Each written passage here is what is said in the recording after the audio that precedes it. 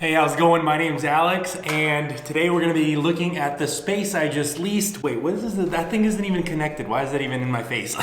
Anyways, let's get into the new office tour. All right, so here's the door. Right when you walk in, you can kind of see, it's just nothing. It's really dark outside right now, so you can't see anything. But here, let me flip this around. Right when you walk in, here's kind of what you see. And it's really echoey. That's the bathroom. So you got just a little bit of office space. I put my desk over there so that I could see kind of through this window, right? You can kind of sit there and look through this window if anybody's walking in or something like that, right? So anyways, very, very, very generic office space. I've been last couple days, I've been bringing a bunch of stuff from the house, emptying out my garage, all that stuff. So now we can turn the lights on in the thing. So here we go, like this. You're walking in from the office into the shop now, and I took my electric conversion project here too, parked it. Took a bunch of this is Enterprise Rentals. This is the seats from the back, right? But anyways, really, really, really cool space. Fits this truck, so now I don't have to have that in my garage. Honestly, the house garage is so much cleaner now because of it.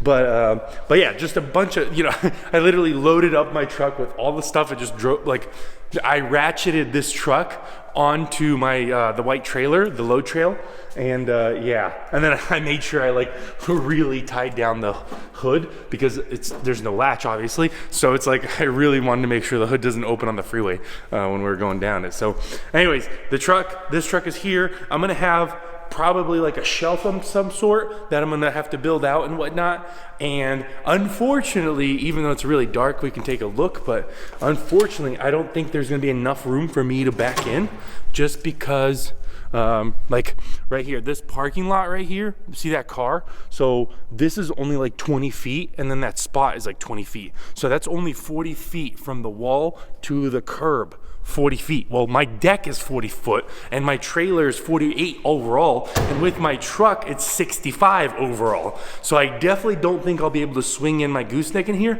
So what I thought is my neighbors right here next to me on these two sides, they're not very active. So if I ever need to do a trailer service, usually it's never a major one. And so I think what I'll do is I'll just pull up my trailer, do the service right in front of this garage, you know what I mean? I'll put up the trailer axles right here, do the quick service, and then park it in the back. That's where they're gonna let me park my trailers, in the back. Anyways, so that's pretty cool. I'm glad. It's probably super echoey, so that's not cool, but I'm glad I got some space because that was one of those things that when looking back at it now, trying to grow from your house is a terrible idea. Now, yes, you could have a startup in your garage or something like that, but generally speaking, going from your house is so difficult because then there's never a break from the office, there's never a break from work. It's always a mess all the time, both in the work and in the house. So I'm glad I'm getting a little bit of separation in that regards, but yeah, for sure, I'm excited. In this space, I think it's $669 per month, okay? And for every parking spot that I take in the back, it's 25 bucks extra. So it's $669. And there's $20 for utilities that I have to add. So $669 plus 20, so that's $689 plus 75 because I took 3 spots. So it's $700 something bucks, something like that. Then I had to give a deposit and whatnot. But overall, really cool. It's a new stage, new chapter. Before I would have my drivers show up to my house, which is fine. I don't mind. I like all the drivers that I hired. So it's I think we're on 4 drivers now. Well, total 4, but 2 of them, 2 of them left right away, and then the third one left right. And yeah. Anyways, turnover is high. Okay. But anyway, so it's I don't want to have to make my drivers feel uncomfortable. Alex, why do we have to show up to your house or your living room or whatever? You know what I mean? And plus, I didn't have anywhere to do service. I was constantly backing trailers into my driveway. The HOA wasn't very happy, so it's yeah, it's a win-win-win. It's a good price, good space, and it should do the job until we get to like, I don't know, 15 trucks or something. That's a long time away. But anyways, just a little office slash warehouse shop tour. I can show you guys outside. It's really early in the morning. Hold on, let's take a look. All right. There's the Megalong right there. Can you even see that? Hold on. Nope, can't even see it.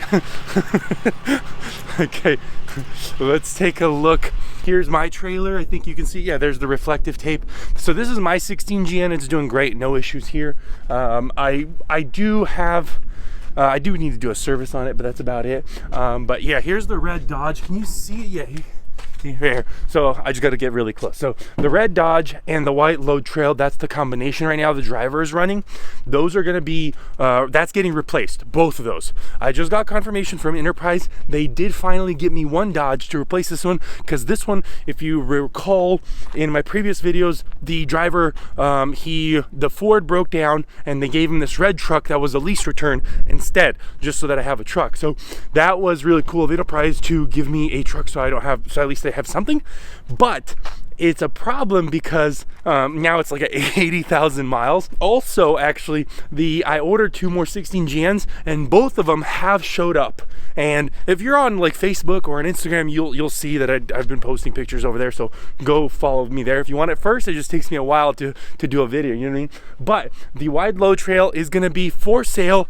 If it doesn't sell, I will be just trading it into the dealer and it'll be there. And then the Ford, it's actually done too. It did get a new CP4. The dealership called me a couple days ago and they let me know, hey Alex, the Ford is done, come pick it up. But other than that, that's the update on the business. We should have 3 trailers, we should have 3 trucks, and that should be pretty cool. But anyways, let's go back inside where it's a little warmer because I am really cold. Okay. All right, so that's the quick updates with the business. Everything is going good. Kinda, you know what I mean? There's constant little issues like, obviously the turnover, obviously some of the equipment maintenance. In the vlog where my wheel came off, right now we're trying to fix that because that was only one wheel, correct? So it's really early in the morning. It's pitch black outside, and you can see the truck is providing the light. That truck is idling because this trailer, the driver's about to head out on it. So yeah, it's interesting stuff going on. Let me show you. All right, so I've undone the 3 bolts on each side that hold the axle to the frame. And so I put this strap just in case it falls down. I want it to catch it. And I put a strap on this side as well. So hopefully when this thing finally gets undone, or like it's really tight in there, so it's really, putting up a good fight. But I'm thinking that once it finally drops, these 2 straps will catch it and it doesn't land either on me or on the ground and damages it, right? Because I think the axle overall is fine. It's just a matter of, I don't have parts of, do I have any parts for it? I don't think I have any parts for it. So I'll just swap it out for the complete axle that I bought earlier. So here you go. I bought these, I think a month ago or something like that, because I knew it would be a problem. So here you go, 2 fresh axles right here. So these are brand new. They were like $1,500 a piece. So it's like $3,000. Like you would never think this looks like $3,000, but this is $3,000. So it's ridiculous, but I'll just swap them out. And then when I have parts to fix this other one, I will.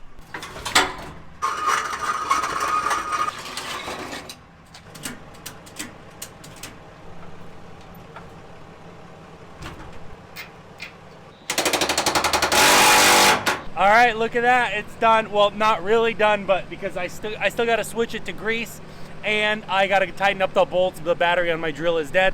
So, but overall, I think it took me like an hour and a half. I know for the video it's probably going to be like a 5-second montage, but that's life, right? Anyway, so I'm just going to tighten everything up.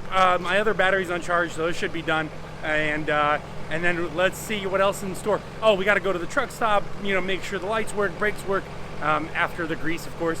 And then we got to fix up the Load Trail next. We got to do a full service on that trailer. This is what it's like to actually have a hotshot business, a hotshot company. You're working in the early hours until late at night, doing a bunch of stuff. So anyways, let's keep working. Wow, okay, man. I'm not a good YouTuber, goodness gracious.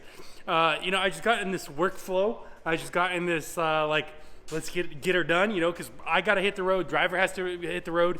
And look, I already have the trailer all done. What I did is the monthly service, okay? What kind of service plan do you have, Alex? What's in the monthly service, you might be wondering, right? Or you're probably not wondering at all. In case you can double tap on your phone, it'll fast forward 10 seconds. But the service is once a month I re-grease everything, right?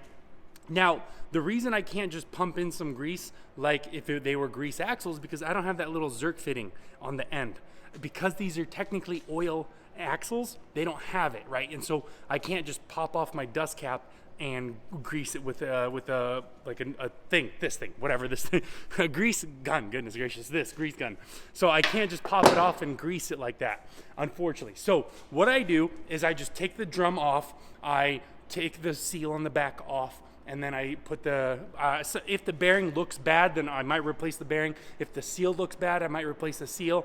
But more often than not, you don't have to do that once a month. You know what I mean? Maybe every other month you might want to do bearings and seals, but on your monthly service, you just look it over, grease everything, put a bunch of new grease in there, and put it all back together. Anyways, that's gonna do it for this video. Let me know in the comments below, what do you guys want to see, or what do you guys want me to show you, and then I will see you in the next one. Bye.